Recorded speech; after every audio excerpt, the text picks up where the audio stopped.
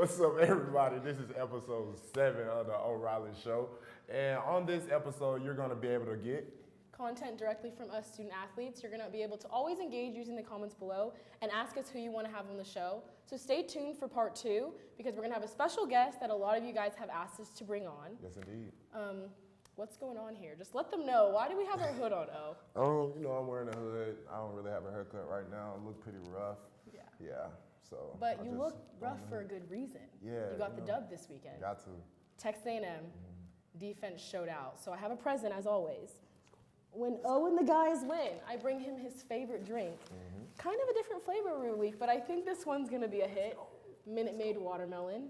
O, take a sip. And while he's taking a sip, if you didn't know our change of location, we're at Dick's House of Sport. This place is awesome. It has everything and more. So come check it out. But what are you rating? 1,000 out of 10. That's your favorite Minute Maid flavor. Favorite. Absolutely. Favorite one. Oh my goodness. What are we're rating it a 10? Yes. Okay. For sure. Now, what are we rating the play this weekend that has you looking this rough? I feel like we played pretty well. Give us a good A-. Okay. A-. That's the highest grade you've given so far. It is. So tell me a little bit about why do you think the defense was so successful this weekend? We'll talk about offense a little bit later with our guests, but defense, why were you guys so physical? Was it the preparation? Was it the bye week going into it? Tell us a little bit about really just going into it, you want to win the line of scrimmage. That's something we preached the whole week. Okay. Defensive line winning the line of scrimmage, offensive line winning the line of scrimmage, and we just believe in ourselves. If we able to win the line of scrimmage, majority of the time you're going to be doing good because we believe everything starts at the tip of the spear. Yeah. So really we just focused all week on be able to play vertical, playing with knockback, playing with hands, and just having fun. It's crazy how they preached go have fun the most throughout the week. And just I feel like that's what we went out there and did. Yeah. And then do you contribute having fun to your confidence of your preparation? Where does the fun come from? Because I know for the Florida loss, we talked about there wasn't any fun. So was the preparation during the week a bit different this time? Yeah, we always have music playing, but it was just like, this week everybody, juices was flowing, everybody was just having fun, really just running around, flying around, joking around. Yeah. So it was good just to be able to have that on the field. You can really see how it carries over onto the games, just everybody out there doing the same things, celebrating, having fun. So it's cool, and we just got to be able to continue to do that and keep growing on it, honestly. Having fun, you guys let the fans have fun. That game was Yes, probably indeed. my absolute favorite of my whole career indeed. being here, maybe minus Alabama last year. But what was Neyland like? It was a 3:30 CBS game. How was it? How was the energy? Just tell me all about it. It was crazy. I think, honestly, I love the checker. When we check a Neyland, Yes. it's so tough. If you didn't watch the game, you type in your section on the website and we checkerboard end zone. We checkerboard the entire stadium. It happens once a year, and it's the most beautiful thing. Have you seen the over picture The of view it? of it, oh my gosh, It's crazy. it's so it's nice. crazy. I don't think it's nothing better. Nothing better than Nothing Neyland better. checkerboard. It's nothing better. But the atmosphere, how was that? It was lit. It was lit, especially on defense, third downs. Just defense really throughout the whole game. Yeah. And I really say, it's lit when you have to you see people on the sideline telling the crowd to calm down, especially when the offense out there. Oh yeah. So it's crazy. Yeah. You don't want to play that's the best stadium to play in. Oh, absolutely. And then kind of flipping that, quieting the stadium, it being so loud. Do you think that contributed to the penalties? And that was probably the downfall of the game was how many penalties you guys had. So do you think that the fans or the loudness contributed to that at all? Yeah, they definitely do for sure. Because it's big on communication while you're out there. Absolutely. So when you can't really hear anything, you got to be able to still communicate with hands or anything like that. You know what I mean? So the fans being loud definitely played a part in it for sure. I saw y'all doing your little hand signals, and I specifically saw Tyler Barron a lot, doing a ton of hand signals. His leadership, I can just see it from the stands, and then also him leading the young guys like James Pierce. Yeah. He got co-defensive lineman of the week again. So do you think that he's learning from Tyler Barron, and what's his leadership looking like, and then how is James just taking it and running with it? Tyler, you've seen Tyler grow. We in the same class, so we came in. Tyler, really didn't really embrace the leadership role at first, but now like he's embracing it. He approaches every day like a pro. Yeah. He's trying to be great every day. He's teaching young guys like James Pierce and other people in his position.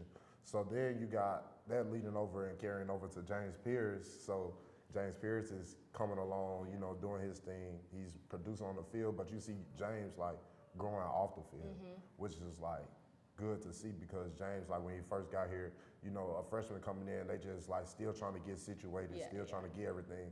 So you could see he was struggling at a point where like everything was just kind of moving fast on him, but now it's like he done caught the rhythm of it, and like it's just continuing to show off the field and on the field. You guys had the rhythm going. I think it was 11 QB hurries. You let them only have 139 yards in the first half, maybe 130 or so in the second half, and then 2 interceptions. That Judy Lawley interception. Run me through that. Were you on the field? No, and if you weren't, just like tell me about it. The interceptions were electric. Yeah, I wasn't on the field, so I'm standing on the sideline kind of. And when the D-line is standing on the sideline, we kind of stand behind like the ball, so that we can we kind of stand behind the ball. So we see it and we see our teammate Dom like. No, actually it wasn't even Dom.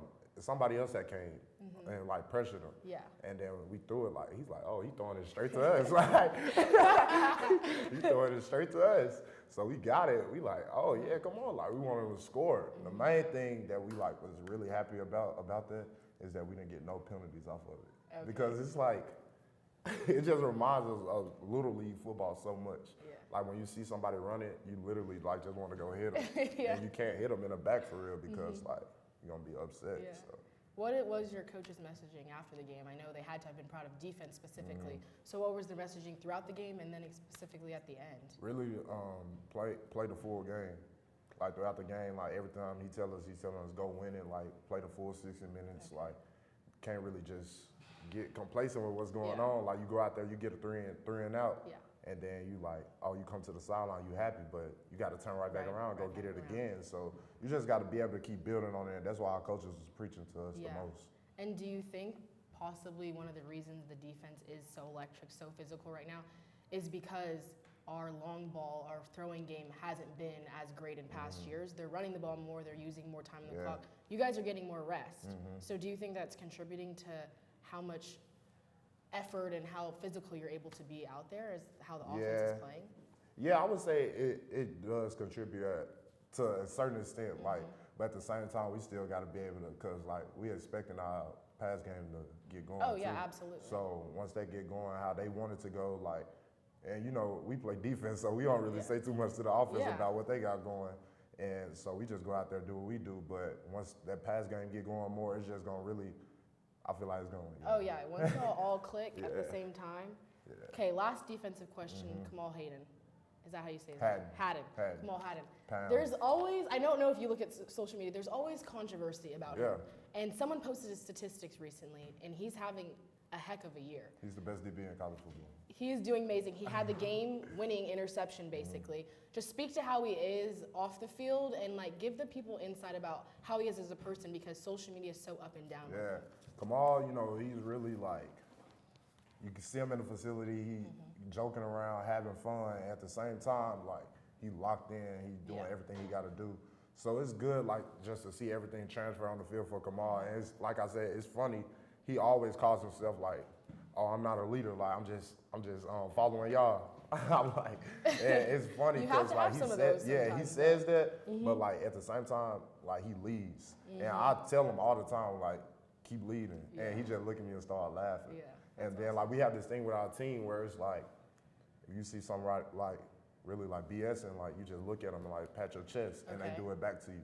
And it means like lock in, like let's go, like clear your mind basically. Cool. Like whatever you got on your mind, you're not really here, you do that to them, and then you just know we out here together. Okay, that's good to know. I got some, I have a question for you. Yes. Did you notice on one of the third downs, they played the third down? No, the spooky Rocky Top. How did you know? The game, that it's neck and neck between that game and Alabama last year. I know the rushing the field was iconic, but something about this game, I think it's because it was so lit, and then it was like ran by the defense. And if people didn't know, crazy statistic, you guys are 0 for 6 when scoring 30 or less points until that game. So you guys kind of broke that statistic. Oh, and I think what? that's why it was so lit, because it was like a kind of a different it but a was good different, different. yeah. But the spooky Rocky Top, I Tough. had chills the entire time. Tough. It was crazy. And then they played Third Down for What? They played Crunk Ain't Dead. There was a lot going on. There was a lot going on. The media team did great that Yeah, game, but they're doing yeah. their thing. Yeah, They're it was doing so their thing. awesome. And then to start the game, I had chills because we got introduced for SEC championships. So I started the game getting to walk on the field at the first break of the first quarter, and I just had chills going out, and I just wish we always got to play in front of 102,000 people. That's all I want to ask you. So like when you're going out there, how does it feel like seeing all those people out there? It was crazy, but it's almost like quiet, if that makes sense. Because Now you see what I'm saying, You how, like, you can't can see kind of people's- block it out. Yeah, you can kind of block it out because when you're out there and I was like looking around waving, you couldn't see people's facial expressions. You Exactly. just heard a bunch of noise. So I kind of understand. I mean, when they're for you, amazing. I can't imagine them all booing you No, when you're facts. running into a stadium. Facts. But yeah, that was such a beautiful moment. And then the game on top of it, That's good. one of my favorites on Rocky Top. That's good. How was the on-field experience like before the game? Because y'all always Yeah, on the we were field. all on the field as a team, and I hadn't usually when we have recruits we kind of go away from the football crowd, and so Eric Berry was on the field and he was getting inducted into the Hall of Fame, College Football Hall of Fame, and it was just a lot going on, and that's when I could tell like, oh my gosh, like it's a sold out, but this is like a loud sold out, and just getting to see you guys warm up was super awesome, and just like you guys are big.